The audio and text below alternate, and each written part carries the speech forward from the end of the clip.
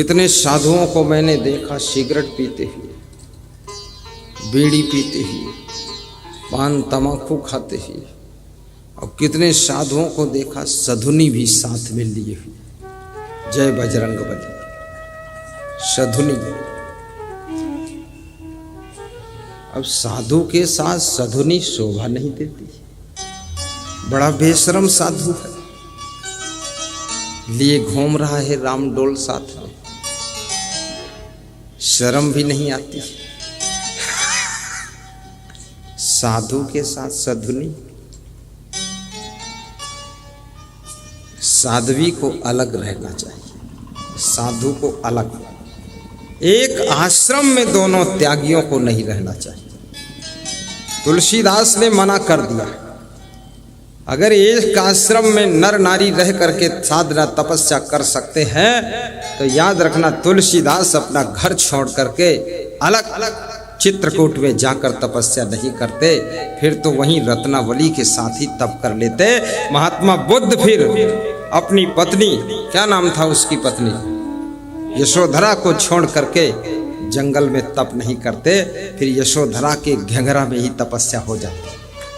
अरे ये सीखते क्यों नहीं महान पुरुषों से?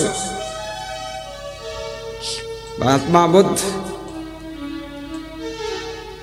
इसलिए जो संत है, गृहस्थ को, नर नारी को साथ रहना चाहिए।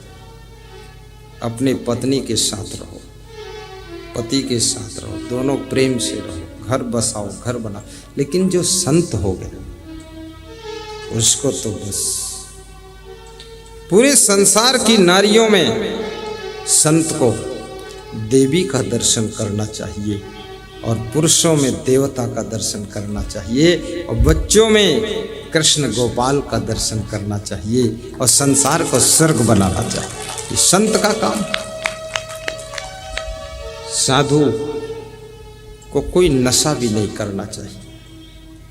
पान खाना, तमाकू खाना साधु का काम नहीं, ये हम लोगों का काम नहीं।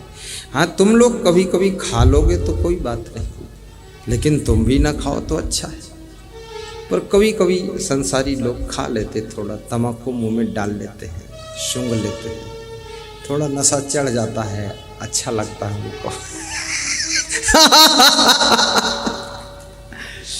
लेकिन वो भी मत खाओ आप।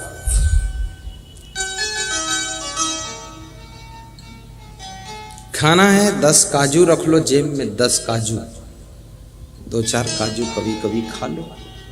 अखरोट डाल लो जेब पे, बादाम डाल लो, ताकत बने,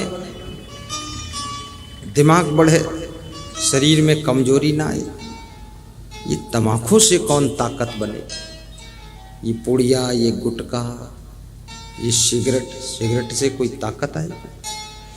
फिर सिगरेट मुंह से खींचते हैं, फिर नाक से धुआं निकालते हैं। बड़े कलाकार लोग हैं, और कोशिश तो करते हैं निकले ही ना, अंदर ही रहे, पर वो अंदर धुआं भरने की जगह कुदरत ने बनाया नहीं। तो मुंह से खींचते, मुंह बंद कर लेते तो नाक से निकल जाता। अब जहां छेद पाएगा वहां से निकल जाएगा। नाक से निकल गया, और धीरे धीरे लोग निकालते हैं ताकि थोड़ा धुआं खोपड़ी दिमाग में चढ़ जाए, हल्का हल्का नशा बना रहे। होश में लोग रहना ही नहीं चाहते, बेहोशी में रहना चाहते। और ये नशा की खोज किसने किया? आदमी ही नहीं तो खोजा है। छोटे छोटे नशा है, बड़े बड़े नशा है। स्मैक है, हीरोइन है। हीरोइन ये नहीं जो डांस करती, हीरोइन एक नशा भी है। थोड़ा सा खा लो बस, पड़े रहो 24 घंटे, बिल्कुल इंद्रलोक पहुंच गए। चाहे कोई लात मारे तो लगता फूल मारा।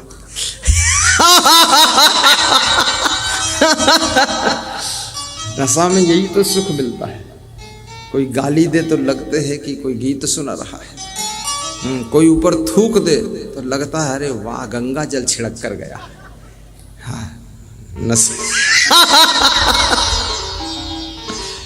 नशे में यही होता है। जो ज्यादा नशा करते ना, वह जब अपनी पत्नी के पास पहुंचते हैं तो उनको पत्नी नहीं दिखती, उनको दिखता है कि इंद्रपरी कोई खड़ी हुई है, बहुत सुंदर इंद्रपरी, और अपना घर उनको राजमहल दिखता है। और जमीन में पड़े रहेंगे तो उनको ऐसा लगता है डबल बेड पर पड़ा हो। क्या ठाठ है, प्रधानमंत्री को भी ये ठाठ नहीं, और पड़े हैं जमीन में गोबर में। इसलिए लोग नशा करते, फालतू थोड़े करते। गंदगी में पड़े रहकर भी स्वर्ग जैसा एहसास कर लेते। पर मैं कहूंगा नशा उतरने के बाद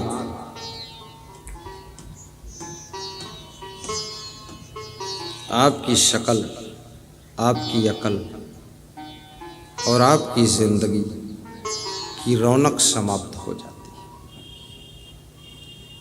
इसलिए नशा भी अगर करना है, संजय शर्मा जैसे, बेबी रानी जैसे सत्संग का नशा चढ़ना चाहिए आपके ऊपर, भक्ति का नशा चढ़ जाना चाहिए। जैसे मीराबाई के ऊपर भक्ति का नशा चढ़ा था, ध्रुव प्रहलाद के ऊपर भक्ति का नशा चढ़ा था, राम भगवान और कृष्ण भगवान के ऊपर सत्संग भक्ति का नशा चढ़ा था, ऐसे आपके ऊपर भी भक्ति का नशा चढ़ाना चाहिए। कैसे चढ़ना चाहिए? जैसे ये मंडप में बैठे हुए श्रोताओं के ऊपर सत्संग और भक्ति का नशा चढ़ा है, ये नशा कभी उतर ही नहीं रहा है। और ये नशा कौन चढ़ाता है? ये मैं चढ़ा देता हूँ, फिल्म चढ़ा देता हूँ। और एक साथ में अभी जो मंच का संचालन कर रहे थे, बड़े प्रेमी हैं भाई, खड़े हो, बता रहे थे गुरुदेव की वाणी ने ऐसा कायल कर दिया है, कायल कर दिया। बता, चलो अच्छा हुआ है, कहीं ये नहीं बता दिया कि घायल कर दिया है।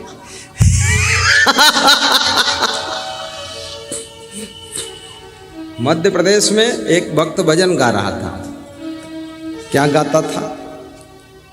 उसकी माँ मेरे पास आई, बोले गुरुदेव मेरा बेटा ये प्रिंसिपल है, टीचर है, प्रिंसिपल है, तो इसको नाचने के लिए छूट दे दो, ये नाचता अच्छा है, वो गाता भी। उसका नाम था शिवराज शर्मा। मैंने कहा शिवराज शर्मा थोड़ा नाच दे। प्रिंसिपल था, तो ऐसे सिर पे हाथ धर के थोड़ा कमर टेढ़ी करके और नाचा और हल्का मुस्कराया और गाया, मुस्कान तेरी गुरुवर पागल कर जाती है, मुस्कान तेरी गुरुवर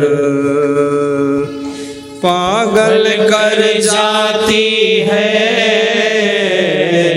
घायल कर जाती है, मुस्कान तेरी गुरुवर कायल कर जाती है, घायल कर जाती है।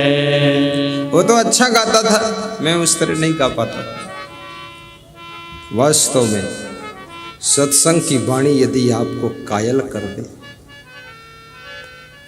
तो फिर दुनिया तुमको घायल नहीं कर पाएगी। जो सत्संग के लिए कायल है, जैसे अभी गंभरिया से पधारे हमारे भक्त श्री, खड़े हो जाओ पांचों आदमी, तुम्हें न जाने कितनी बार खड़े होना पड़ेगा। उधर क्यों बैठे? ये आदमी देखो कायल कर गई वाणी।